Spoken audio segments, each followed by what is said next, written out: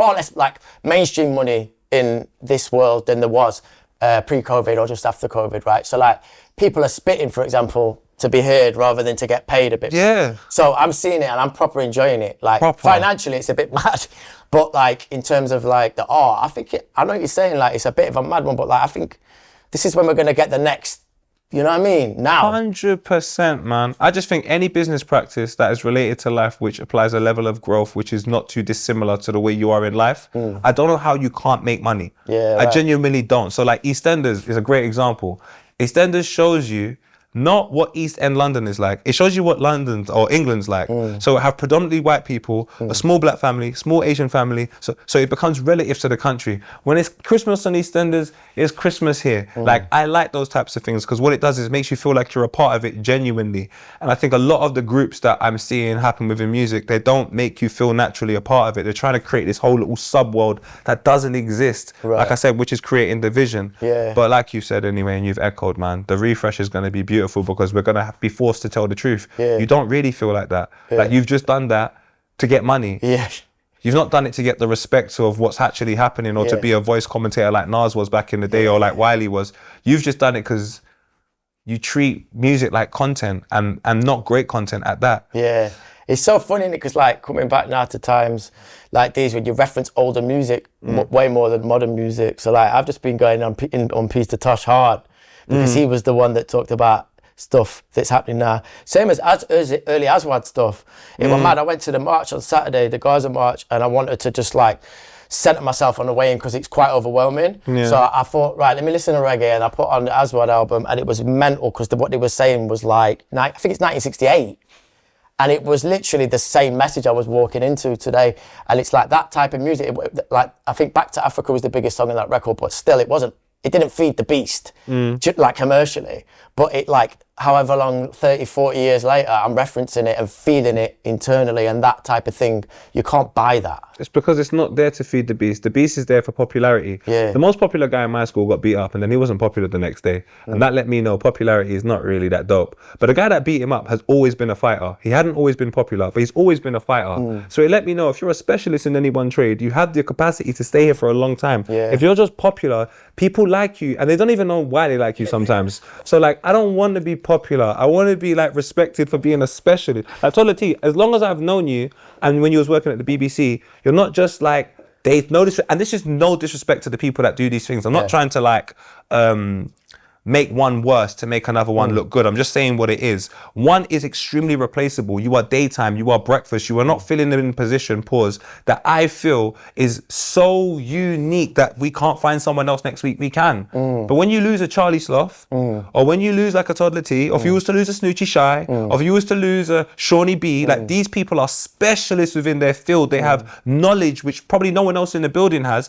So because that position needs to be filled, they ask you guys. That's the person you want to be. You don't want to be the everyday practice because years later, Toddla T, you're still respected. Whereas I don't even know who is doing daytime in like 2005, and I probably don't even care. Yeah. Do you know what I mean? Yeah, I hear it.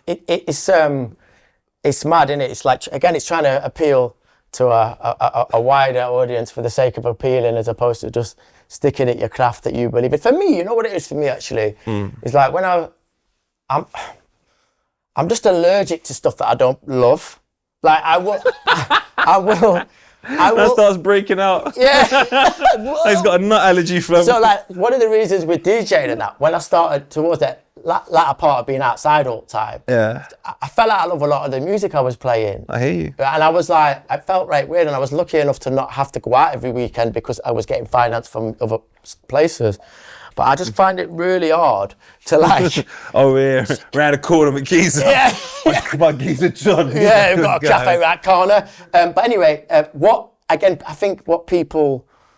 It's evident with yourself too, right? It's like what feeds your excitement and happiness and whatever it is like creation and things you believe. Yeah. But other people, it's not that. It's numbers and commerce and more people and more stages. And it's like some of the people I've worked with in the past carry that baton all the way to the top, and they're just so popular it just works.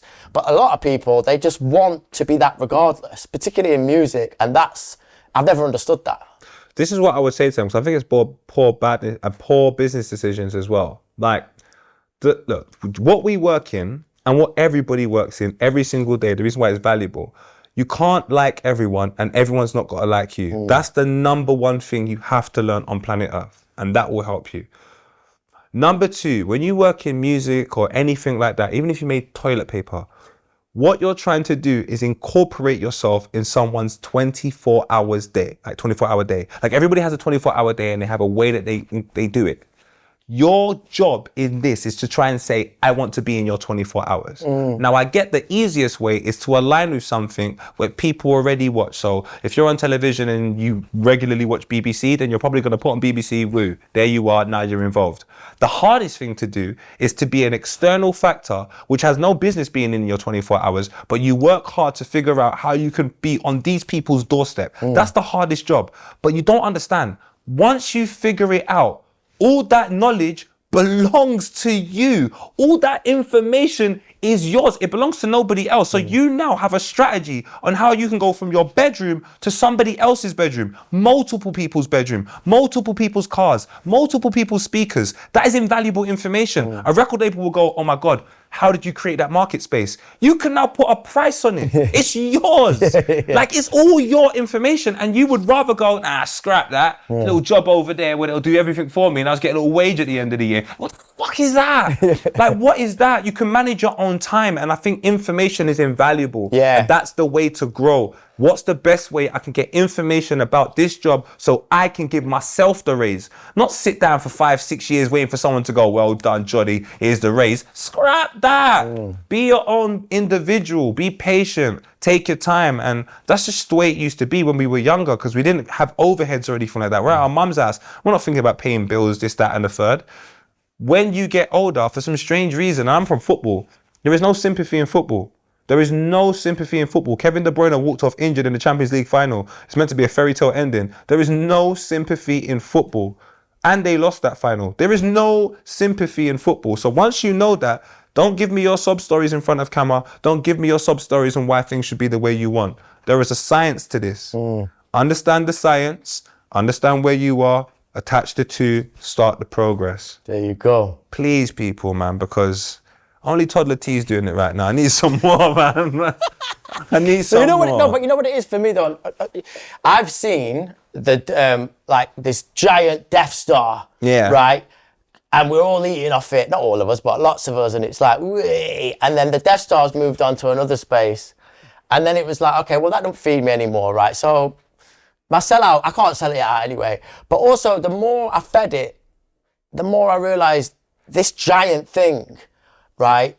Why don't we just split it into little bits and everyone have small businesses, right? So I'm a big fan of ownership, not in a way that's like, I'm going to own this podcast and you're just an asset. It's like people having smaller businesses to create a big Death Star rather than this big one Death Star. So like, for example, this room, whatever, like we're doing a little thing. I hope that studio's doing it as well. I hope that guy's doing it as well, rather than being controlled by this big entity that in my life was basically running the space for time and not feeding us back as much as we thought at the time. Because once they moved on, it's like I ain't got nothing anyway. They will never run in the space. By calling it a Death Star, I understand fully what you're saying, but we're paying it too much credit. Any industry has been started by the people and the creative arts in its first self. Once they realize they can make enough money, they build stuff around it. That's the process of any one thing. There's no other process for it.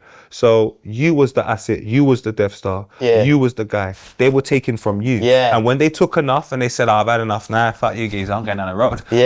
Johnny over there, he's got some other exactly. And that's what they do. But they have this wonderful way of manipulating you to make you feel that you're less important than them. But they only exist because of people, and people pay for this service. So if all the people left, you wouldn't exist. So once you have that in your mind, you need to understand you are the guy. If you're a man that makes music and they play your music, you're the guy. What do you do with that is the most important thing. Don't go beg no one nothing. Find out how much your company's worth. Figure out how you can triple the value in it. Ask other people that you look at successful individuals on what journeys they've taken. Take that information, see how you can apply it to your own. The problem is the thinking strategy from the start. Stop valuing them so highly. Value them for who they are and what they provide. So it's not that we don't value them. them guys can take you from where you are financially and take you right up to the top. But it doesn't mean you shouldn't get there when you're like, just be ready. Like I said, you don't go to school in year 7 and start going to college the next year, bruv. You go to year 8. So this is a whole process. Get the education, get yourself mentally prepared, and then get in it. Because I'm tired of seeing rappers' careers end at like 27, 28. Yeah. How's your career ended at 27, 28? Like, you're like, what are you, a flipping American football player? Like, what the hell is going on? Why is your career so short? You're still living.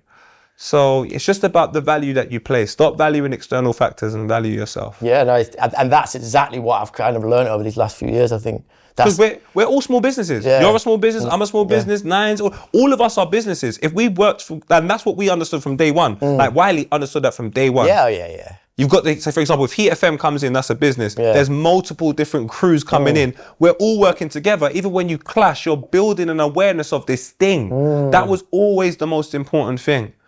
What they try to do is they try and treat it like kids in an estate where they have to go university, and all that energy that's being generated to make something good, they just create this divide and everyone's separated. Now my man's not talking to this man, and you work at this radio station and you work on that radio station, so now you lot can't work together. Like all of these things that have got nothing to do with us, like we're brethren. What do you mean we can't work together because he's at that station? This is all nonsense, because where we're from, we have to work together. Now you've put us in your metric. You separated us. If we separate, we can't help our place. So those are all the things that I think about all the time anyway, man. No, it's great, and it's really good to hear it articulated like that, because it's the kind of thought process that I do, but I can't necessarily get it out. Do you know what I mean? So it's really important for people like yourself just to be fucking speaking. I see value in you, Toddla T, a lot of value in you. Yeah, I appreciate that, but what I mean is like the articulation of that. I appreciate that. I thought it, but you've just said it. Do you get what I'm trying to say? And I think it's good, especially at this reset season. Yeah, because it's going to go back up, you know, and that thing's going to come back round. And do you get what I'm saying? And then that's the bit where you're kind of, these words can potentially resonate for that next gen. 100%. But irrespective of that, there are still situations where, even amongst all the nonsense, you have someone like Scorcher that goes, yeah, but I'm just going to be me. And then all the things I've seen Scorcher achieve in the last 2 years, for me, if anybody wants a reason to keep making music, keep creating and still believing in yourself, I would advise you to go and watch Scorcher in the past 2 years. It is one of the greatest situations I've seen in my life. I'm not just saying it because it's my friend. Go and look at the journey yourself and tell me I'm lying. Yeah. It's incredible, isn't it? This is a self-funded product that won a mobile. Yeah. Please, man. And how old is I see what people do to is win mobiles. How old is that? Late 30s type age? Like, that's probably like my age, isn't it? Yeah. So again, I'm not gonna. No. But what I'm trying to say is, like, you know, that age thing that you're talking about. Okay, like, 100%. Retiring at 27. Yeah, AG's 40, right? Who's that? DJ AG. Mate, do you know what? DJ AG used to clash me on Axe FM back in 2000. Yes, in 2008. I went to the radio station one day, bro. It was me. It might have been Bo. No, it might have been me and Smiler. So Smiler that does Smiler One Take now. Yeah.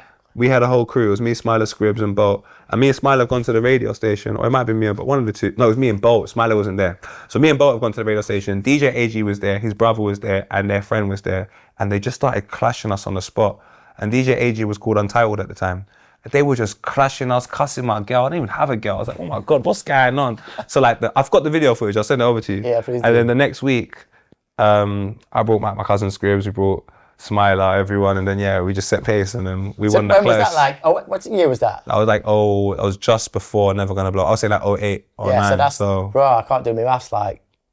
16, 17 years ago. So like, I've known Untitled or AG for time. So See, I hadn't. I'd just seen this last 2 years. But again, that's what you're trying to say. It's like he's 40 and he's the most relevant selector right now.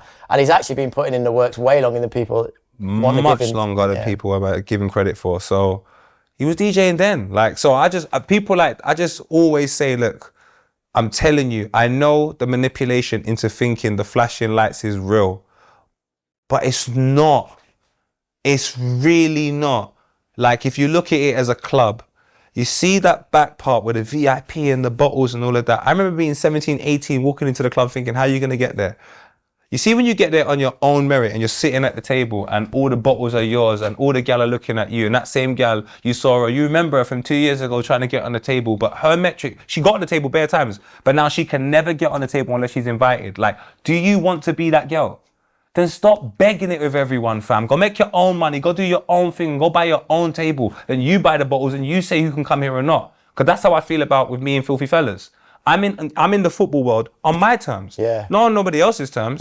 So this is my table, these are my bottles, and I don't want you to drink none. How about that? I don't feel like if you come over here, you're gonna add to the vibe. I feel like you're gonna take. You're gonna keep taking, and you're gonna think that you're offering more than you're not offering anything. I genuinely don't want you here. You want to be here. How could I be missing out? You're thinking, oh, but I got numbers. I don't care. I don't like you. You're right, idiot. Go stand over there, man. What happened to you? So once people start just that being the entry point, everything's just gonna change, bro. Like, people keep valuing numbers. I keep saying, if I saw the people behind them numbers, I probably wouldn't want to sit next to you. Like, I don't want your audience. I don't want your crowd. It has no value to me, bro. I want a group of people that come in and have a same or a similar understanding to myself and a group of people over here. Then we can excel. Not just these random people with England flags. Not that I have a problem with you guys. Wave your flag. I'll be there next England game as well. Poet, legend, spokesman. We need it. Next generation. Need some love, man. That's some weed. No, I don't. I need brand money. So I don't. We take that. We like brand money. As well as building our own businesses. Of course. Right? But it just has to be like, the brand has to respect me. Till next time. Go.